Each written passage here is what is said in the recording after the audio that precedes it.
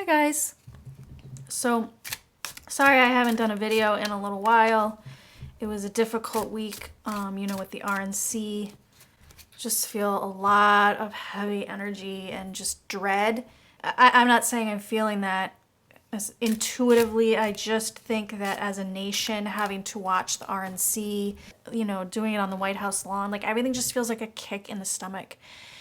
And, people really just realizing more and more what Trump is all about. This, their and all their supporters. It's like fascism is what they want. They want to just lie and control the rest of us, I guess. But I don't want to I'm just feeling it. I'm not trying to spread fear. It's just, people are just feeling what we're really up against this moment in time. But anyway, this morning, today's Saturday the 29th, and I listened to a reading from Truth Warrior Healing, and she kind of got me a little cheered up with her reading, just her energy. And she also reminded me of something I've wanted to read on for a while, which is Hillary Clinton. I want to know if Hillary was the rightful winner of the 2016 election. And I don't just mean theoretically, like because of all the Russian attack on our information, or social media and information, but I want to know if the votes were changed and all that. And I mean, this is another conversation I'm seeing more and more. I'm seeing a lot more people recognize the threat of fascism taking over. And then also a lot more people talking about where the votes changed. And a lot of people felt they saw that. A lot of people saying a lot of strange things with the numbers. So I guess, and I feel like I need to flip over like 5 cards. I want to read on Hillary. I want to know, is Hillary the rightful 45th president? Was she the rightful winner of the 2016 election? Were the votes changed? Will this be recognized eventually in our American history? Will she be recognized?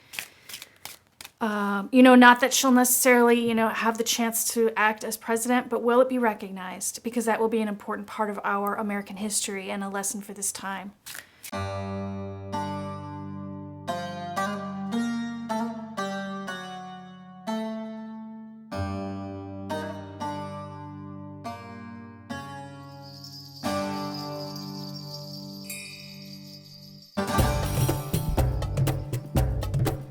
Okay, so interesting read.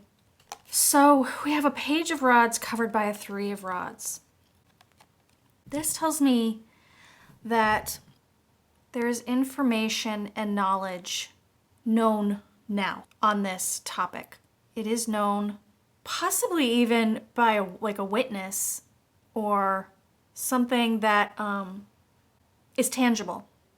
And it is covered by the 3 of rods. It is the knowledge of the overseas, the help from Russia on this election. So this tells me that the knowledge is here. And I do see here that I believe even Hillary is aware of this knowledge. And we have here at the base the lovers. Again, this is like getting help from overseas, getting help from Russia. And this lovers at the base, this was why he won. It was the partnership, the help from Russia. And if I'm asking here in this read, what did it go so far as changing the votes? This would tell me yes. And then we have here at the surface, this is us as it happened. And this I'm feeling when I was saying I see a lot of people who just will still remember that day, that election day, and seeing the numbers change in such a strange way at the same time, like in just certain states. And this is that feeling that we all had. There's something wrong. There is something wrong. This is that waking up in the middle of the night, which I think we all did for a long time. There's something wrong. And what's wrong is what's at the base is he got help. The lover's card. Trump, Russia. This information is known. There's evidence of the overseas. I feel this as someone watching from somewhere on their computer, or, you know, getting some information from somewhere and taking the steps needed to get the win that they wanted, which was Trump. I see in the past, I mean, this card brings me to a time in America when, this is like the nostalgia card, the Six of Cups, this time in America when we just trusted democracy, when, like, you know, when you got the numbers at the end of the day on election day, you just trusted it. And so and this is what Hillary did. This is why she conceded. I can say that in my reading, I feel that she regrets having done that. And I'll also say she even tweeted recently, I think to Joe Biden, saying, don't concede if it looks like Trump won, or something like that. Like, don't, like, make a fuss. Don't back down. Because this, obviously what she's saying is they cannot be trusted. I wonder if that was her way, because what I feel here in this Eight of Swords is that she is restrained from saying anything that she wants to say, that she has knowledge from an investigator on this exact topic, but she cannot say anything, and she's just restrained from, like, taking action at this point. So that I feel her to know this, to be working or getting information from investigators, and just having to just sit there and bite her tongue right now, which is really hard for her. Even though she, you know, tried to do the decent thing, which is what I feel here, because there was a time when you could just trust. And what I get from this is the Six of Swords that I would not expect anything to happen or for us to understand or know all this until after things have calmed down. We need to get to calmer waters first. But I do feel this to be that we will be getting to calmer waters after this, you know, election, once we get Biden in and all of that, that we can, you know, once we're in calmer waters, it's that I do see that this could become known. There is a fear, of course, this Knight of Swords and the hopes and fears. I think there's, of course, a hope of wanting to get the truth out, but and my guess on the fear is how angry a lot of us could be finding out that it took them all that time, that we had to go through all of this hell, and he didn't even belong there. That's going to be a painful piece of information for them to finally come out and admit, and for us to accept. It's going to be painful. Quick note, after I recorded this, it hits me that I think this Knight of Swords is Michael Cohen. I think he has given over some evidence or testimony that he hopes will take Trump down, and it must relate to the 2016 election. I feel like he feels really good about doing the right thing for the country, so I'm going to read on him next or soon. I know he also has a book coming out at the end of the week, so I've been very curious to read on him and the book. But I do get, I mean, the final outcome, this Empress card, I thought that just was such an amazing card to get in the final outcome of, you know, this read on that question. And this tells me, like, yes, she will be recognized as the person who won that election. And I did some clarifiers too that I'll show you in a second. At the base, though, at this time, I have this Nine of Rods. I felt this to be a bit of her regret for having walked away and conceded the election without wanting more information, wanting things recounted, that sort of thing. She didn't want to make a fuss. And I feel this to be her again, how she's sort of feeling right now. She wants that. She does. She wants to be recognized as having won that and having been sort of shoved out of the way and abused and bullied. It is an important piece of our history to understand.